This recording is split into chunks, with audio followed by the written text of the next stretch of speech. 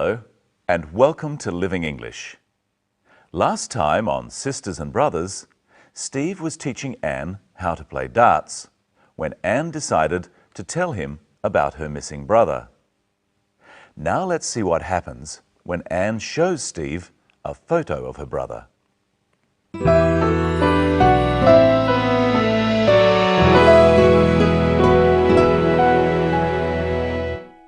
This is your brother. Yes. I know this man. You know him? I'm sure it's him. This is a man who works at the stall where I buy fruit. Oh, I knew it. I knew it was him. We must go there now. Hold on. It's 10 o'clock at night. The market's closed. Let me have another look. How long since you've seen him? 2 years? It's him. I'm sure it's him. What's going on? Steve says he knows my brother. What? Oh, I think so. He says David's working at the market. That's right. My brother sells fruit for a living. Steve, are you sure? Yes. Anne thinks she saw him. Well, the markets are open tomorrow. Let's find out. I can't believe it. David working at the market. It looks like Anne is getting very close to finding her brother. In this episode, Anne tells Sarah what Steve said. We call this reported speech or indirect speech. Listen to Steve and then how Anne tells Sarah what he said. I'm sure it's him. What's going on? Steve says he knows my brother. Steve says he knows my brother. Anne uses the word says. Practice saying says with Anne. Steve says he knows my brother. What? We use says when we are talking about the singular third person. For the first person, I and we use say. I say, we say. For the second person, you, we also use say. You say. The third person is anyone or anything else. For these, we use says. He says, she says, the doctor says, it says. We don't just use it to mean talking.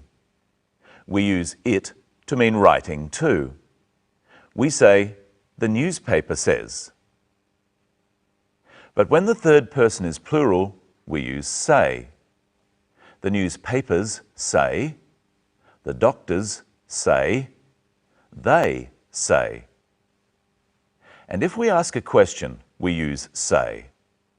What does Anne say? He says David's working at the market. He says. Now it's your turn.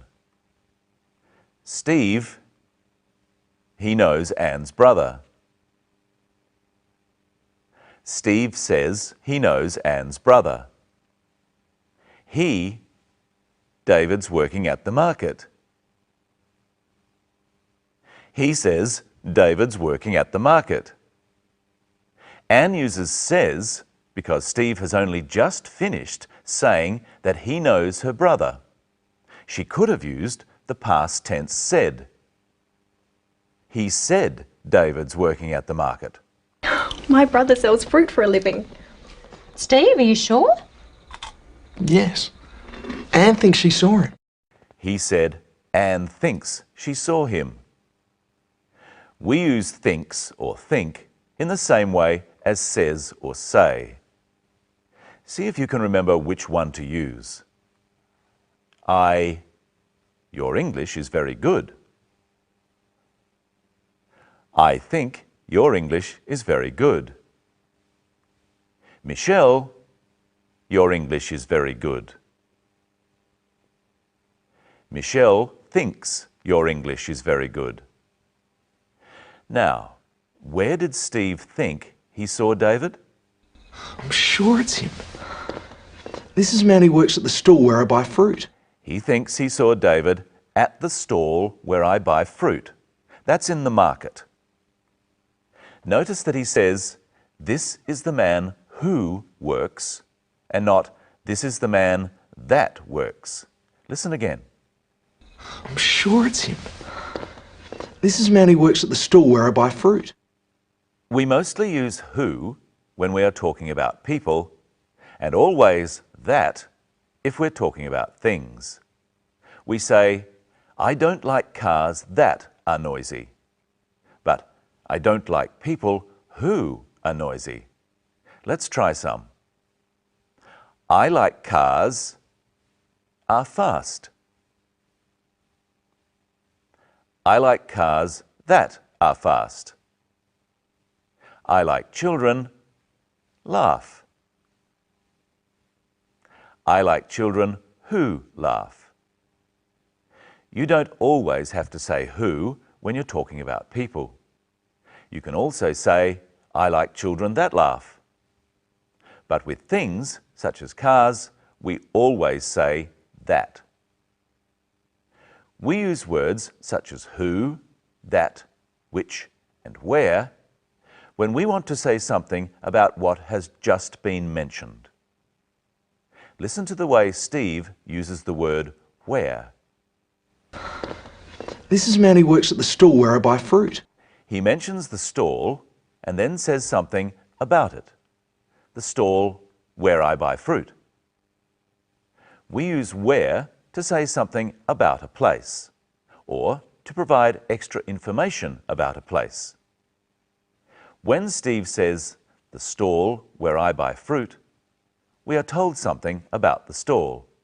It's the place Steve goes to buy fruit.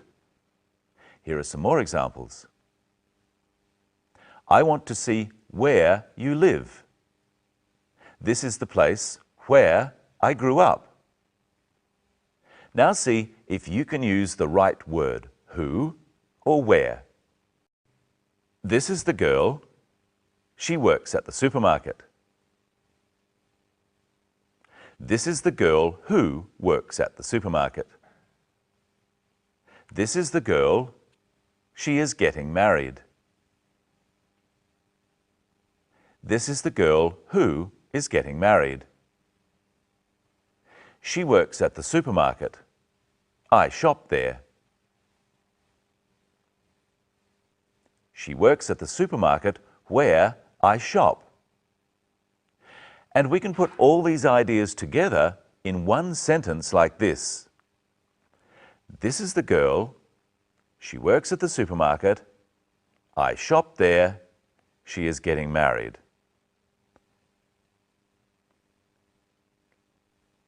The girl who works at the supermarket where I shop is getting married. So words like who, where, which, and that can be used to link sentences or ideas together. Let's try another one. This is the house. I live there. This is the house where I live. This is the man. He owns the house.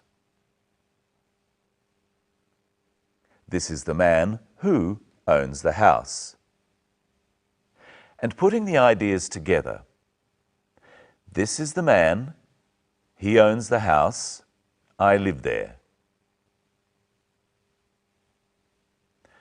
This is the man who owns the house where I live. Now listen to what Anne says about her brother who works at the market. My brother sells fruit for a living. And this is Michelle. She helps host the program. This is Michelle who helps host the program. Hello, Michelle. Hello, Brenton. Hello, everyone. What does Anne mean when she says he sells fruit for a living? She means it's his job. His job is selling fruit at the market. It's how he earns enough money to live. We do jobs for a living. What jobs have you done for a living? I used to work at the market like David. I used to unload the fruit and vegetables off the trucks in the morning. Used to? We say used to for something that you did in the past but don't do now. I remember you used to work as a checkout operator. That's right. That was years ago. Now you try. Add used to to these sentences. Brenton, work at the market. Brenton used to work at the market. Michelle, work as a checkout operator. Michelle used to work as a checkout operator. We say, I used to work as a checkout operator because it was a regular thing, a job. I used to work at the supermarket every day. So I could say, I caught the bus yesterday, so I only caught the bus once. But if I say, I used to catch the bus, I mean I did it often, every day. I used to catch the bus to work, but now I walk. Do you remember what Anne's job is? What does Anne do for a living? She works as a wine importer. Where does her brother work again? I can't believe it. David working at the market. He works at the market. We mostly say that we work at a specific place. We work at the TV station. David works at the market. Let's practice that. I used to work the supermarket. I used to work at the supermarket. A teacher works a school. A teacher works at a school. A professor works a university. A professor works at a university. So what do we mean when we say that we work in something? We mostly use in for the general type of work we do. We work in the media. When I was a checkout operator, I used to work in retail. Anne works in the wine industry. What about when we say we work for something? We work for money. No, I mean when someone says he works for a bank. Oh, that means the organisation you are helping with your work. A policeman works for the government. Or it can just mean an individual. I used to work as a babysitter for my aunt. You used to work in childcare. Yes. Now it's your turn. Which words will we put in here? I work as a TV presenter at the local TV station. I work in the media. Who do you work for? Well, I work for ABC Asia Pacific TV. It's a TV network. So I work for the TV network. We know that Anne's brother David works at the market, but what does he work as? Someone who sells fruit and vegetables is called a greengrocer. So David works as a greengrocer. Of course, you can also say he is a greengrocer. Well, that's all for today. We learnt about reported speech and what first, second and third person means. And some of the little words we use to talk about the jobs we do. In our next episode, we'll join Anne, Steve and Sarah at the market in their search for Anne's brother and find out some more about tense.